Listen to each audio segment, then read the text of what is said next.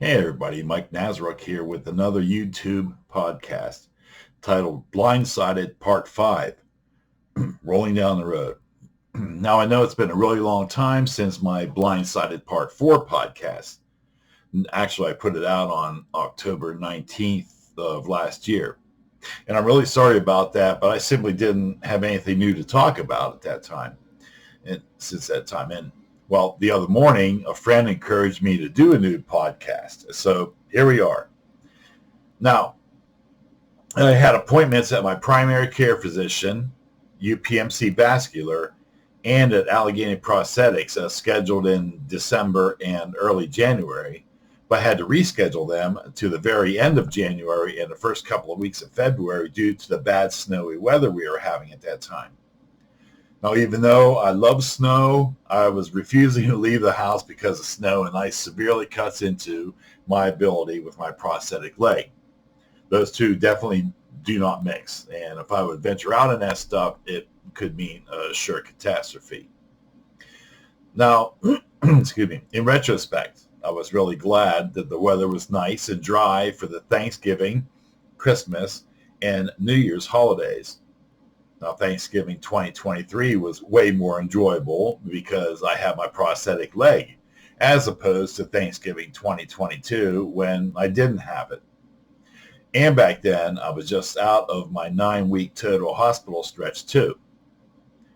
And this past year, after Thanksgiving, I actually went deer hunting up at my brother's farm. I was able to get on my quad and ride it for the first time since August of 2022. A month before my amputation, which made it over a year since I previously rode my quad. Now, that was a huge game changer as far as a morale booster for me and a big step back to some sort of normalcy in my life. Now, Christmas 2023 was more enjoyable as well, with being able to more easily visit family because of having a prosthetic leg. Now, for New Year's Eve and New Year's Day, well, I'd stayed home, which is what I normally do because I don't feel like sharing the roads with amateur drunks. Now, my first stop at the end of January, during the January thaw that we had, was at my primary care doctor. Now, you remember in the last podcast I said about having type 2 diabetes? Well, the doctor checked my A1C, and it was almost where it should be according to my height, weight, and age. My blood sugar was also good and said I only have to do blood readings twice a week instead of every day. So he told me to keep up the good work and see you in 6 months. Okay, so fast forward a little bit to February 9th, which was my scheduled appointment day with Mark at Allegheny Prosthetics. And this date pretty much signified 1 year since I got my prosthetic leg. Now, he took one look at me walking and said right away that he needed to make adjustments to the leg.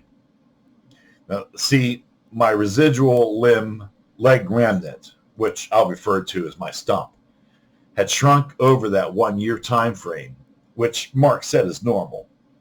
I also told him that when I walk, I could feel the shortened femur bone in my stump is shifting around and moving, which felt very uncomfortable.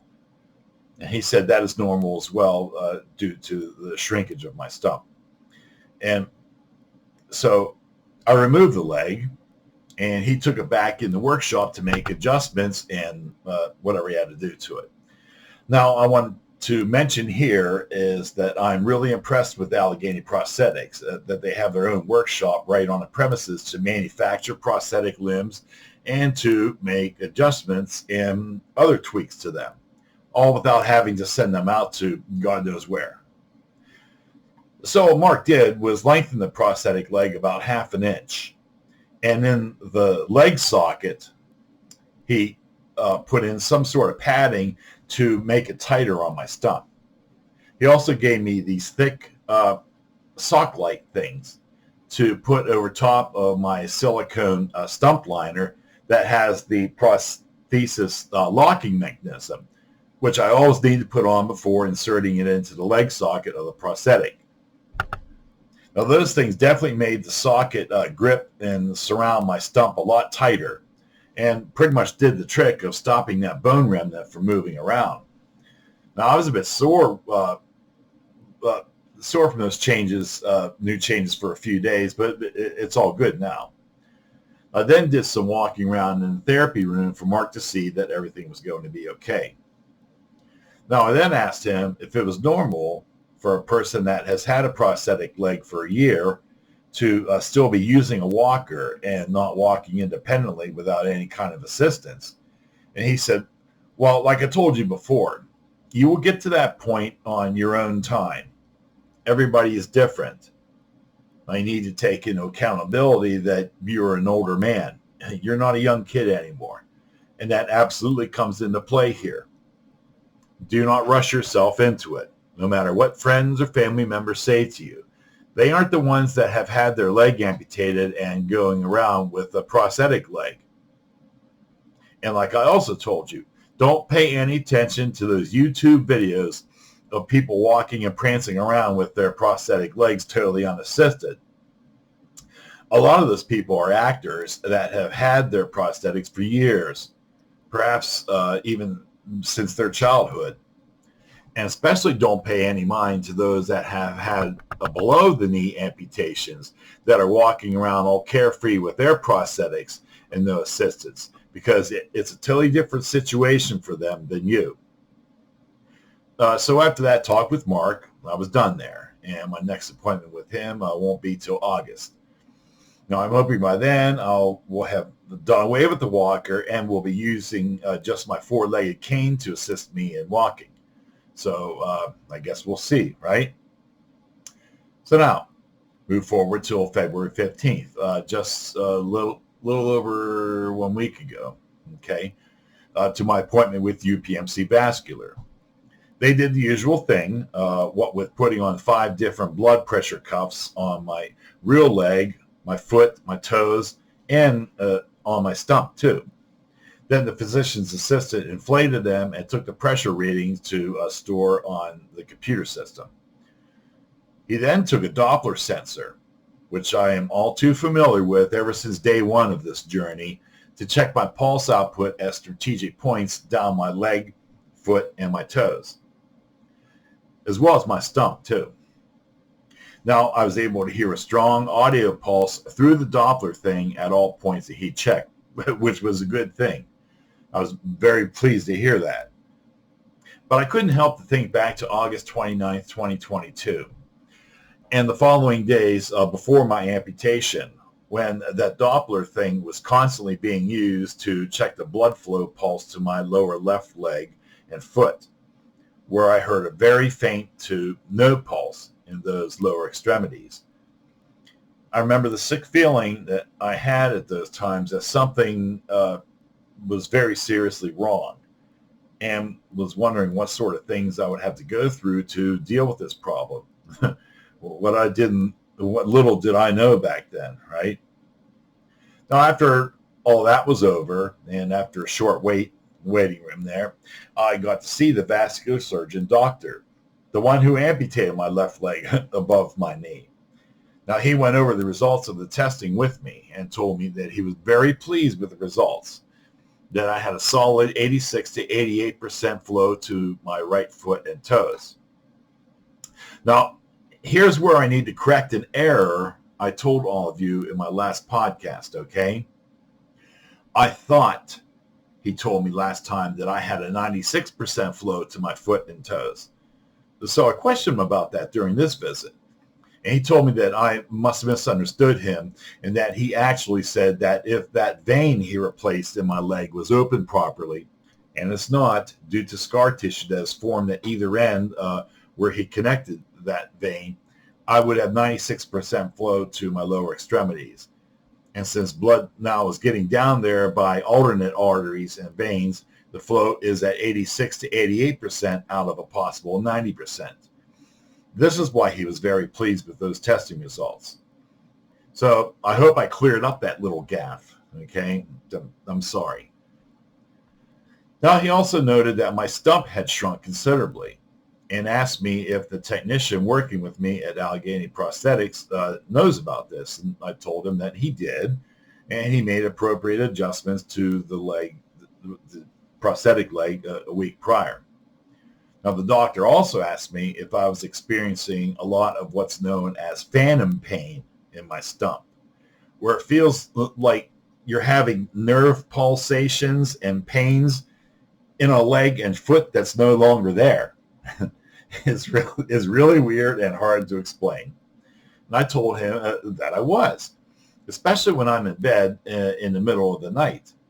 Those pains would wake me up several times during the night. And he said that was from the shrunken stump that now has nerves closer to the skin.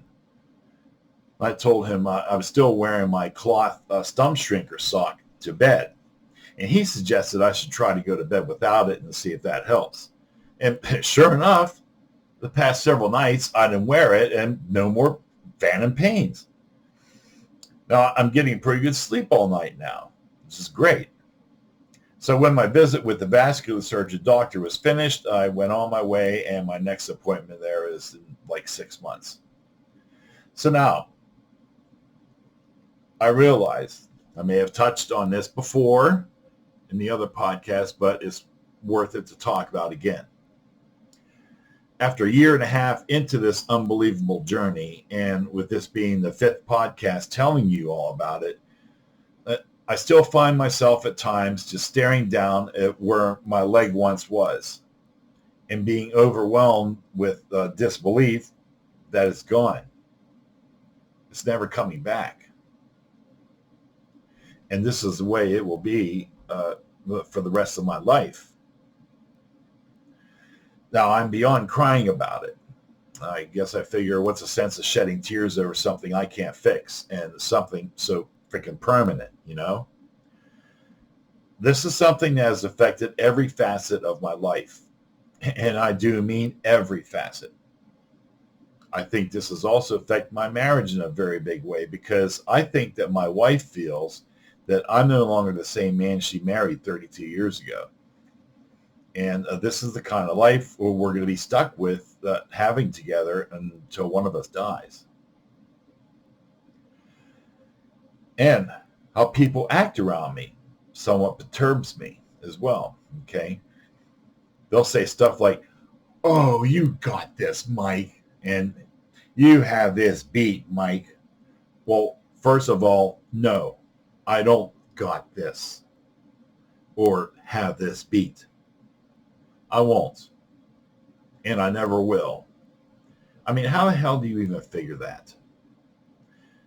And then people tell me, "Well, you just have to have faith." Faith in what? I would tell them, "Look, I had my leg amputated. It's never coming back. It's not like I'm going to wake up one morning and discover that I grew a new leg overnight. It's not ever going to happen. Period." And when I'm out somewhere, such as sitting in a church or maybe a store, people will come up and say, "Hey, it's great to see you, Mike." And then they'll pat me on the shoulder, even pat me on the head. And I just want to say, don't freaking touch me, okay? I mean, I'll shake your hand and maybe have a little small talk, but that's all I want. And then they might say, "Well, take care, buddy." And a lot of people say that, and I really don't like it. I mean, look, I'm not your buddy. Like I'm some kind of ailing house pet or something. Just be nice to me. Be normal to me. I'm still the same Mike Nazaruk you knew before, only I have one of my legs missing now. And I had people say to me, "Well, I'm praying for you." Well, okay, not to be ignorant or anything, but what are you praying about for me? That I'll grow another leg? I told you that it ain't ever going to happen to me. Not with all the prayers and faith in the world. I'm sorry, but that's the way I feel. If you want to pray for me, pray that the Heavenly Father, through his only begotten Son, Jesus Christ, can share with me some of his infinite wisdom and supreme intelligence, that he could provide some way for me to understand why he allowed this amputation thing to happen to me. Because many, many days I sit alone while I'm looking down there at my leg that once was, and I will ask God, why? Why something as permanent as this?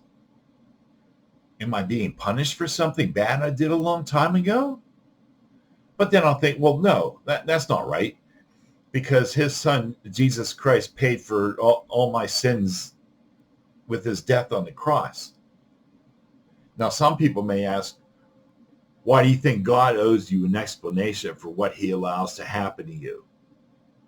There's a lot of other people in this world with worse hardships in their lives. Well, yeah, I know that. But why can't I ask God to help me understand why he allowed this thing for me? I mean, he blessed me with 2 legs when he created me in 1957. He allowed me to have those 2 legs for 65 years of my life.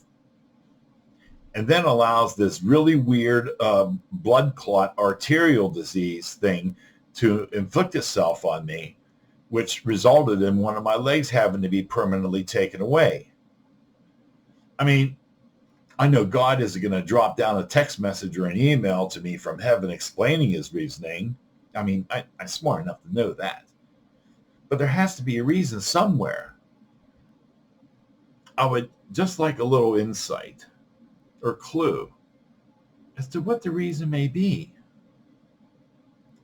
Maybe this is what I need to have faith for, that people are telling me to have. But then again, I don't know. I guess maybe that I'm just not worthy enough to deserve having an inkling to any such an idea towards a reason. So I suppose that life is just going to go on as I'm rolling down the road, right? Well, I guess so. Well, that'll do it for another podcast. I hope you all enjoyed it, and I invite you to give me a thumbs up, subscribe if you like, and feel free to post any comments below. So until next time, take care, and God bless you all. Bye.